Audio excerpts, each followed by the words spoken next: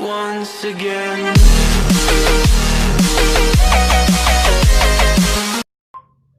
Assalamualaikum warahmatullahi wabarakatuh.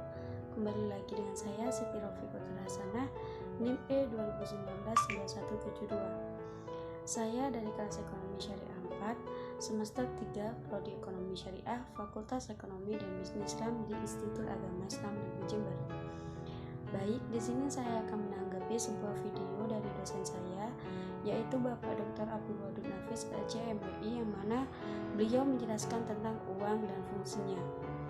Nah, di sini saya akan menjelaskan kembali apa pengertian uang dan fungsinya. Nah, di sini saya akan menjelaskan pengertian uang. Mungkin uang itu tidak asing lagi di telinga kita, tapi kita itu masih belum mengetahui apa pengertian uang. Masih belum mengetahui secara detail apa itu pengertian uang. Nah, di sini saya akan menjelaskan apa itu pengertian uang. Uang itu merupakan suatu benda yang diterima secara umum oleh masyarakat untuk mengukur nilai, menukar, dan melakukan pembayaran atas pembelian barang atau jasa. Dan pada waktu yang bersamaan bertindak sebagai alat penimbun kekayaan. Dan barusan itu apa yang saya jelaskan itu merupakan pengertian uang. Dan pada zaman dahulu sebelum terciptanya uang, apa yang mereka gunakan untuk sebagai alat pembayaran? Nah, pada zaman yang sangat sederhana dulu, mereka menggunakan sistem barter. Nah, sistem barter itu apa? Sistem barter itu yaitu sistem perdagangan yang di dalamnya terdapat kegiatan tukar-menukar barang tanpa melibatkan uang sebagai alat transaksi. Nah, sistem barter ini pada awalnya digunakan saat sebelum terdapat mata uang, dan sistem ini dijalankan pertama kali oleh suku Mesopotamia sekitar tahun 600 Masehi. Nah, maksudnya sistem barter ini yaitu seperti kita ingin membeli beras tapi kita tidak punya uang. Nah, kita itu hanya memiliki suatu barang yang berbeda dengan beras. Contohnya kita mempunyai kentang. Nah, kita pengen beras. Nah, jadi kentang itu ditukar dengan beras. Nah, itu sistem barter. Nah, dan sekarang kita pada zaman modern ini, hidup pada zaman modern ini, kita tidak susah-susah lagi memakai sistem barter. Mengapa demikian? Karena pada zaman modern ini sudah terbentuk uang dan sudah tercetak uang. Dan dari perkembangan inilah uang bisa dikategorikan dalam 3 jenis, yaitu uang barang, uang kertas, dan uang giral atau uang kredit. Nah, saya akan menjelaskan satu persatu. Apa itu uang barang, apa itu uang kertas, dan apa itu uang giral atau uang kredit. Yang pertama, uang barang.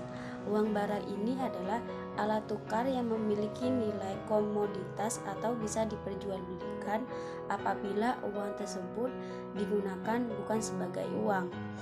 Namun, tidak semua barang bisa menjadi uang. Diperlukan 3 kondisi utama agar suatu barang bisa dijadikan uang. Yang pertama, kelangkaan, yaitu persediaan barang itu harus terbatas. Dan yang kedua, daya tahan. Daya tahan ini apa maksudnya? Barang tersebut harus tahan lama. Dan yang ketiga, nilai tinggi. Nilai tinggi ini apa maksudnya? Nilai tinggi ini maksudnya barang yang dijadikan uang harus bernilai tinggi sehingga tidak memerlukan jumlah yang banyak dalam melakukan transaksi. Nah, itu merupakan 3 kondisi utama agar barang bisa dijadikan uang. Dan yang kedua, uang kertas.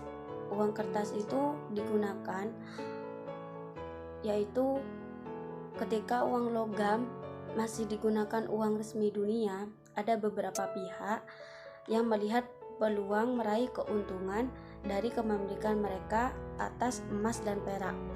Pihak-pihak ini adalah bank, orang yang meminjamkan uang, dan pandai emas atau goldsmith atau toko-toko perhiasan. Mereka melihat bukti peminjaman, penyimpanan atau penitipan emas dan perak di tempat mereka juga bisa diterima di pasar. Berdasarkan hal ini, Pandai Emas dan bank melakukan surat atau uang kertas dengan nilai yang besar dari emas atau perak yang dimilikinya.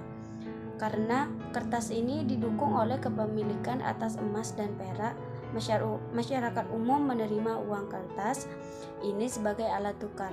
Jadi, aspek penerimaan masyarakat secara luas dan umum berlaku sehingga menjadikan uang kertas sebagai alat tukar yang sah.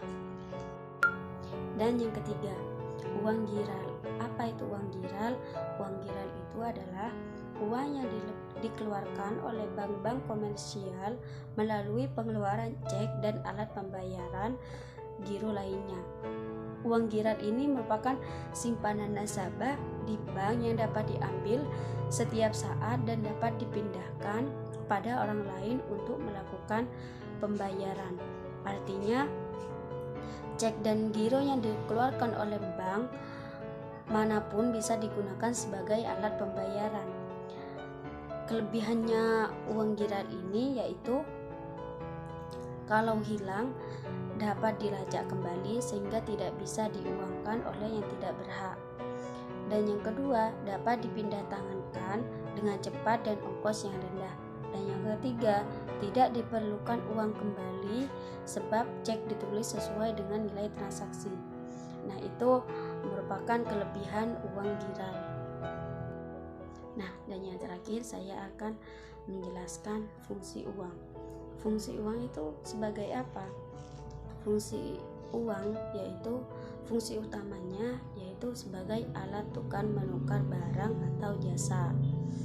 Dan dari fungsi utama ini, dari fungsi utama yang sudah saya jelaskan tadi, itu diturunkan fungsi-fungsi lain seperti uang sebagai pembukuan dan penyimpanan kekayaan, dan juga fungsi uang itu satuan penghitung, dan ada juga fungsinya itu pembakuan pembayaran tangguh. Dan mata uang ini manapun niscaya akan berfungsi seperti itu. Dan ada juga fungsi uang yang mungkin sudah dimengerti oleh kita, yaitu sebagai yang pertama, ada 4 fungsi uang. Yang pertama yaitu sebagai ukuran harga, sebagai media transaksi, sebagai media penyimpanan nilai, dan yang terakhir sebagai standar pembayaran. Nah, itu fungsi-fungsi uang.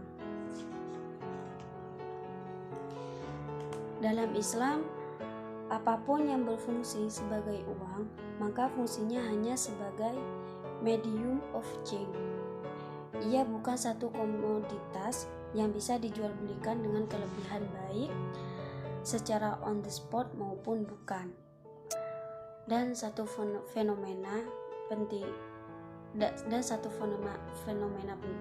dari karakteristik uang adalah bahwa ia tidak diperlukan untuk dikonsumsi. Ia tidak dapat diperlukan untuk dirinya sendiri, melainkan diperlukan untuk membeli barang yang lain sehingga kebutuhan manusia dapat terpenuhi.